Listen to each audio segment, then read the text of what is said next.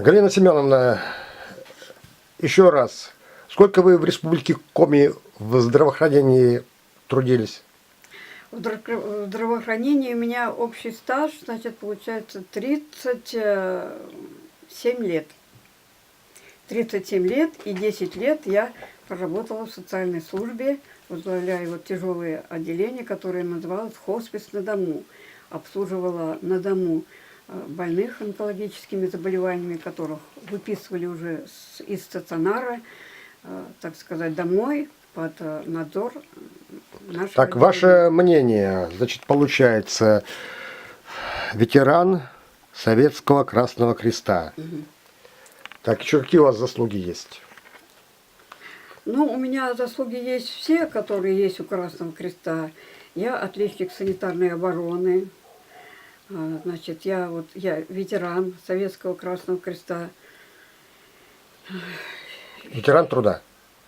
А ветеран труда это само собой. Да, ветеран труда.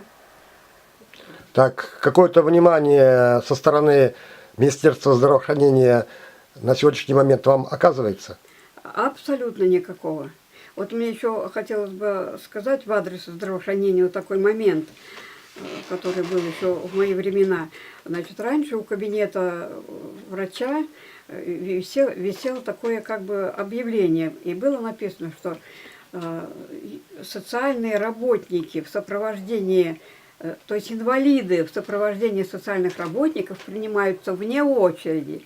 Сейчас социальный работник сидит, ждет, пока по номерку, пока по номеру. У социального работника очень много больных. И если он сидит какое-то время здесь со своим больным, то его ждут другие больные. Там его надо накормить, его надо принести продукты, вымыть. В бытность кого, кто в то время руководил, администрировал Министерство здравоохранения Республики Коми, тогда называлось Коми АССР. Кого вы можете вспомнить? Значит, сравнение приведите, пожалуйста. Например, сколько я работала во все время в Сыктывкаре, был министром Коврижинов Геннадий Тихонович. Тюрнин, заместителем был Тюрнин, Царство ему небесное, не забыла как, Тюрнин. Александр. Тюрнин Александр Николаевич. Потом Морохин Николай Васильевич. Так, еще кто еще был заместитель министра.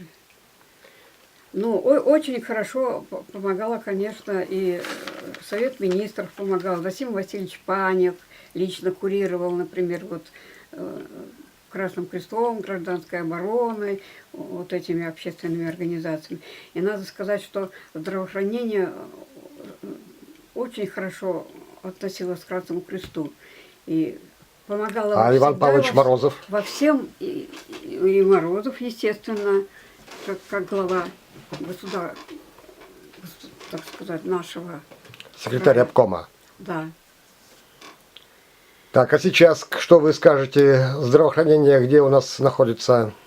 Мягко так скажите. Ну, мягко так скажу, здравоохранение находится, ну... И я вот, мне сейчас 82 года, со стороны здравоохранения куда-то, например... Какими-то льготами вы пользуетесь? Никакими льготами я не пользуюсь, абсолютно, никакими льготами. Хотя я, значит, перенесла там и перелом ноги, перелом руки, там, и другие заболевания. Чтобы я получила какой-то один бесплатный рецепт по какому-то, ну, не положено, значит, не положено. И кроме того, не пользуюсь даже такой льготой, что как бы ветеран Красного Креста, то есть как бы ветеран тоже медицинской службы можно считать. Ну, не считает этого Березин. Так, я вас уразумел. Благодарю за добрую память. Желаю, дай Бог, здоровья, любить и быть любимой. Спасибо.